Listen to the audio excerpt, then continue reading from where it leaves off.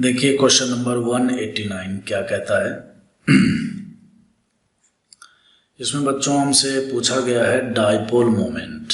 ठीक है, 4 कंपाउंड दिए हुए हैं और डाइपोल मोमेंट हमसे पूछा गया है। ठीक है, तो सबसे पहले मैं आपको समझाने का कोशिश करता हूँ।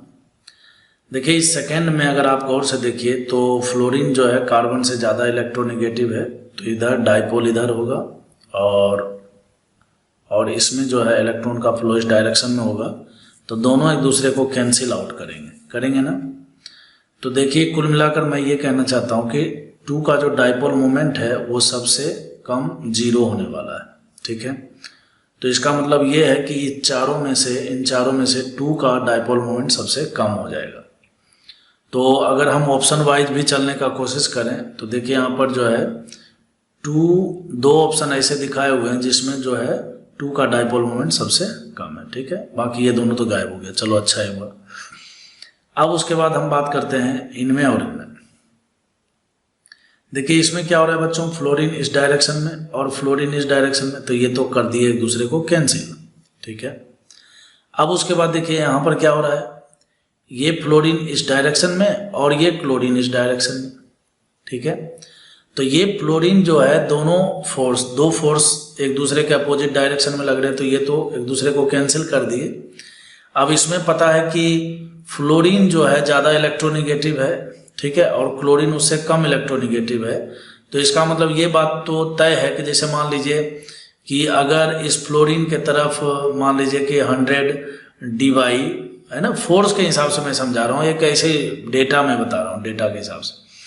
तो अगर मान लीजिए ये 100 यूनिट के हिसाब से इस डायरेक्शन में फोर्स लगा रहा होगा, तो इस डायरेक्शन में थोड़ा कम लग रहा होगा, जैसे मान लीजिए 90 यूनिट लग रहा होगा। तो मैं ज़्यादा तो नहीं बोल सकता कुछ, लेकिन ये बोल सकता हूँ कि इसका डाइपोल मोमेंट होगा 0। इसमें कोई शक की बात, नॉन जीरो, गलत बोल दिया, इसका डाइपोल मोमेंट होगा नॉन जीरो होगा। इसका 0 था और इसका नॉन जीरो था। ठीक है, चलिए बहुत बढ़िया। अब ये फर्स्ट, थर्ड और फोर्थ में जरा हम लोग देखने का कोशिश करते हैं। देखिए इस फोर्थ को अगर मैं आपको बताने का कोशिश करूं तो एक फोर्स इस डायरेक्शन में लग रहा है और एक फोर्स इस डायरेक्शन में लग रहा है। ठीक है, तो आपको पता होगा, आपने पढ़ा होगा कि डाइपोल मोमेंट एक वेक्टर एडिशन के जैसा बिहेव करता है। तो यहाँ पर आपको पता है कि ये कार्बन जो है sp2 हाइब्रिडाइज्ड है, तो sp2 हाइब्रिडाइज्ड है, तो बच्चों यहाँ पर जो है आपको पता होना चाहिए कि ये 120 डिग्री है। ठीक है, ये क्या है, 120 डिग्री का फोर्स लगेगा यहाँ पर। ठीक, अब यहाँ पर चलिए, यहाँ पर आते हैं, एक बार मैं बनाता हूँ अलग से, C डबल बॉन्ड C। ठीक है, ये फ्लोरीन है, ठीक, और ये भी फ्लोरीन है। चलिए बहुत बढ़िया, यहाँ हाइड्रोजन है और यहाँ भी हाइड्रोजन है। आपको पता है कि ये sp2 हाइब्रिडाइज्ड है, तो इसका मतलब यहाँ पर तो 120 डिग्री होगा ही होगा। ध्यान से समझिएगा, यहाँ पर एक वर्टिकल लाइन, हॉरिजॉन्टल लाइन और एक वर्टिकल लाइन आप इस तरह से ड्रॉ कर दीजिए। ठीक है, तो क्या ये एंगल 60 डिग्री हो जाएगा? अच्छा, तो इसका मतलब ये कितना रहा होगा, ये 30 डिग्री होगा। क्यों, वर्टिकल लाइन जब हमने ड्रॉ किया है तो ये 30 तो बचा, ये 60 हो गया तो 30 बचा। इसका मतलब उसी प्रकार से मैं बोल सकता हूँ कि ये जो F है यहाँ से भी कितना एंगल बना रहा होगा, 30 डिग्री बना रहा होगा।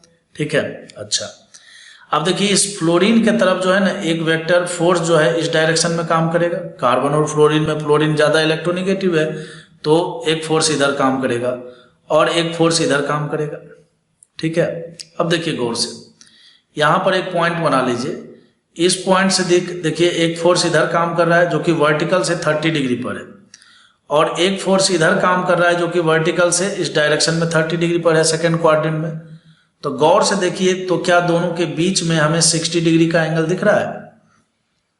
ठीक है, और आपने नेट रिजल्टेंट फोर्स का मैग्नीट्यूड का फॉर्मूला पढ़ा होगा, p² + q² + 2pq cos theta. ठीक है, जहां पर p और q क्या है, दोनों इक्वल ही है भाई, ये भी f, ये भी f, ये भी f, ये भी f। समझ गए बात को?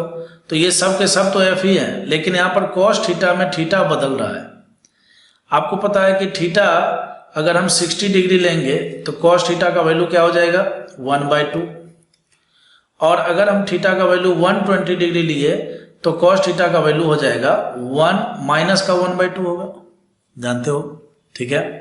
तो उस हिसाब से अगर आप सोचिए, है ना, तो यहां पर देखिए 120 डिग्री दिख रहा है और यहां पर 60 डिग्री दिख रहा है। तो इसका मतलब एक बात तो तय हो गया कि 1 और 4 में अगर हम कंपेयर करें, है ना, 1 और 4 में रिजल्टेंट फोर्स की बात करें, ठीक है, तो 1 का रिजल्टेंट वेक्टर जो है ज्यादा अमाउंट का होगा विद रिस्पेक्ट टू 4 के। क्या ये बात समझ में आया आपको? ठीक है। तो अब देखिए यहां पर 1 और 4, ठीक है, और साथ ही साथ कंपटीशन में 3 भी है। अब देखिए सोचने वाली बात है, 1 और 4 में दो फ्लोरीन जो है ना, दो फ्लोरीन में लगने वाला जो फोर्स है, फ्लोरीन के द्वारा जो लगने वाला फोर्स है, नेट रिजल्टेंट वेक्टर जो है वो ऐड हो रहा है, ठीक है। जबकि थर्ड में क्या हो रहा है, फ्लोरीन, एक फ्लोरीन जो भी फोर्स लगा रहा है उसको क्लोरीन और क्या कर रहा है, कैंसिल कर दे रहा है। तो इसका मतलब क्या हो गया, 1 और 4 में दो फ्लोरीन ऐड हो रहे हैं, और जबकि थर्ड में क्या हो रहा है, एक फ्लोरीन के द्वारा लगने वाला जो फोर्स है उसको क्लोरीन कम कर रहा है। तो इसका मतलब ये बात तो तय हो गया कि 1 4 से भी कम होने वाला है किसका, 3 का, और 2 का तो मैंने बताया था कि सबसे कम होगा। तो इस तरह से डाइपोल मोमेंट देखिए यहाँ पर पहले से ही टिक लगाया हुआ है ना, तो जो टिक लगाया हुआ है उसको हम लोग ध्यान नहीं देंगे, उसको देंगे तब तो फिर आंसर ही नहीं कर पाएंगे, ना तो मैं बता पाऊंगा ना तो आप सोच पाएंगे। समझ गए बात को? और अगर वो चीज देख भी लिए, कहीं आंसर अगर बच्चों को आंसर कम से कम देखना चाहिए, लेकिन अगर मान लीजिए देख भी लिए तो आपको ये पता होना चाहिए कि ऐसा क्यों हो रहा है। समझ गए बात को? तो इसका आंसर क्या हो जाएगा बच्चों, बी हो जाएगा, ठीक है। तो ये मैंने आपको जो है, ये सब वेक्टर वगैरह चैप्टर आप फिजिक्स में पढ़े होंगे, इतना तो सबको नॉलेज होता ही है, क्योंकि ये सबसे बेसिक कॉन्सेप्ट है रिजल्टेंट वेक्टर का मैग्नीट्यूड वगैरह निकालने का, ठीक है बच्चों। तो अब हम लोग जो है नेक्स्ट क्वेश्चन देखते हैं।